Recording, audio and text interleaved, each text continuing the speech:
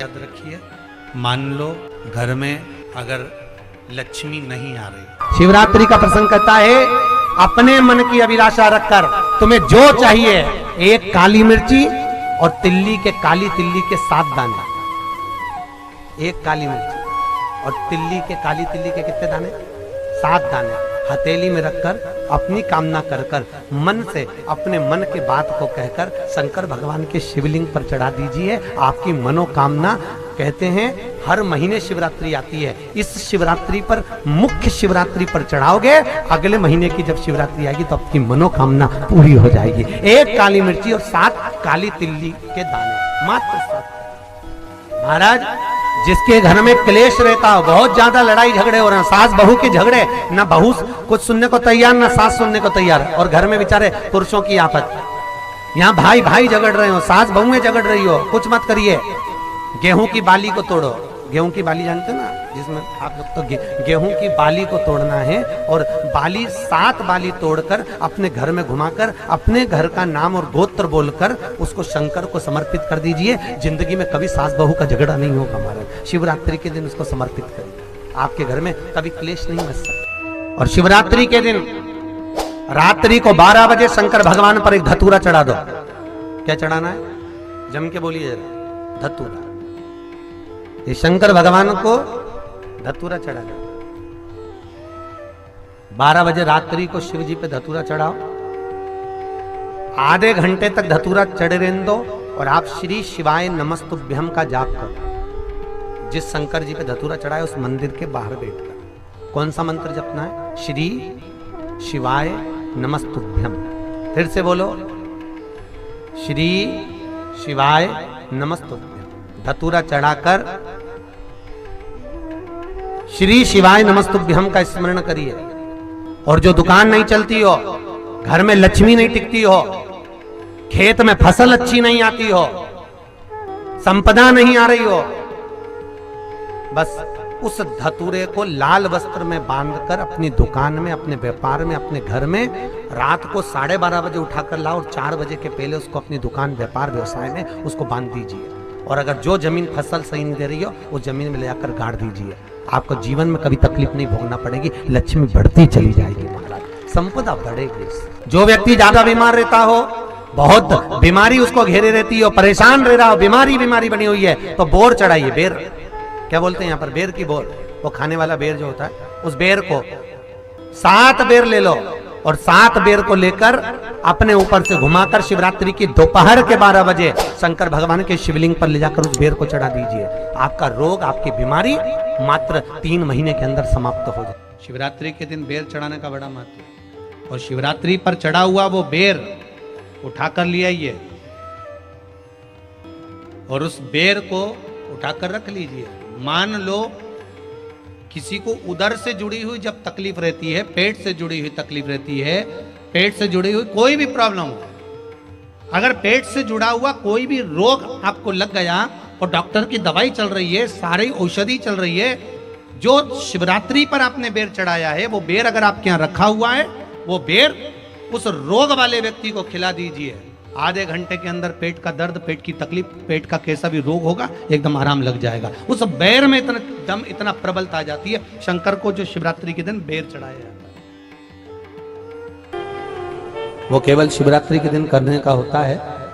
कहते हैं जिसका व्यापार ना चले, व्यवसाय ना चल रहा हो, बहुत ज्यादा कष्ट में जीवन निकल रहा हो, और बहुत ही ज्यादा तकलीफ हो रही हो, तो धतूरे को हल्दी में डुबोकर शंकर भगवान को शिवरात्रि के दिन रात को 12 बजे समर्पित करें। उस धतूरे को वापस उठा लाएं 5-10 मिनट के बाद, श्री शिवाय नमस्तुभ्यम बोलकर लाल कपड़े में उसको बांधकर व्यापार वाली जगह में कहीं पर भी उसको बांध दिया जाए। व्यापार पीछे नहीं हटता, व्यापार अग्रण्य भाव में बढ़ता चले जाता है। महाराज, उस धतूरे को केवल परंतु शिवरात्रि के दिन रात को 12 बजे ही किया जाए, हल्दी में डुबोना पड़ता है।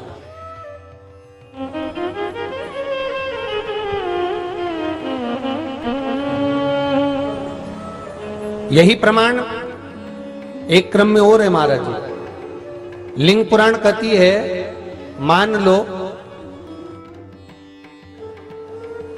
किसी व्यक्ति को कोई एक भारी बीमारी हो गई, बड़ा रोग हो गया, और वो रोग डॉक्टर कह रहा है कि ये ठीक नहीं होना है, बहुत तकलीफ उसमें है और कष्ट ही कष्ट है, वो ठीक नहीं हो रहा, दवाइयां लग रही, गोलियां खा रहे हैं, तो महाराज उसका भी वर्णन है। 7 धतूरे, कितने धतूरे लेना है? 7 धतूरे। कोई सी भी शिवरात्रि से मतलब महीने में एक बार शिवरात्रि आती है, प्रत्येक महीने आती है। किसी भी शिवरात्रि के दिन 7 धतूरे लेकर, एक धतूरे में मौली, लच्छा, नाड़ा लपेटकर चंद्रमौली भगवान का स्मरण कर उस मौली को लपेटकर 6 धतूरे में हल्दी लगाकर शंकर भगवान की जो जलाधारी है, जलाधारी में आपको पहले भी वर्णन किया है, शंकर भगवान का ये शिवलिंग है, ये जलाधारी है, ये भगवान का जल निकलने का स्रोत, चरणारविंद का भाव। शिवलिंग जहां रखा हुआ है, ये पार्वती जी का हस्त कमल, जो ये गोल भाग है, ये पार्वती का हस्त कमल, जहां शिवलिंग रखा है। जहां से जल नीचे गिरता है, उसके सीधे भाग में श्री गणेश जी महाराज का स्थान है, उसके उल्टे भाग में श्री कार्तिकेय जी का स्थान है।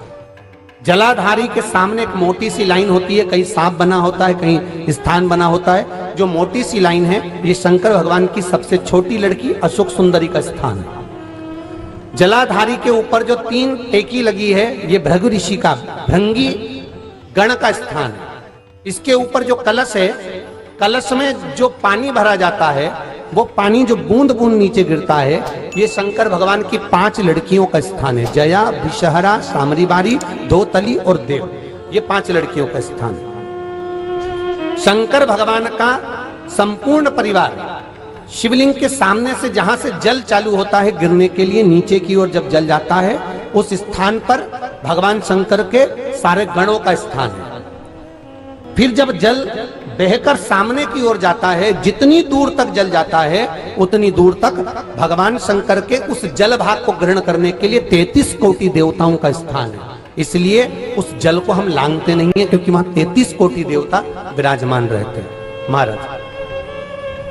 तो जो बीमारी डॉक्टर ने बता दी और बहुत बड़ा रोग हो गया और शरीर में कष्ट है, ठीक नहीं हो रहा, चाहे लीवर से जुड़ा हो, चाहे किडनी से जुड़ा हो, चाहे कैंसर से जुड़ा हो, और मान लो शरीर में कहीं गांठ भी हो गई है और वो मिटी नहीं रही हो, तो महाराज निवेदन है 7 धतूरे, एक धतूरे पर मौली लपेटकर वो शंकर जी के शिवलिंग के ऊपर चढ़ाना। 6 धतूरे, उसमें से एक धतूरा भगवान श्री गणेश जी का स्थान, दूसरा धतूरा श्री कार्तिकेय जी का स्थान, तीसरा धतूरा अशोक सुंदरी का स्थान।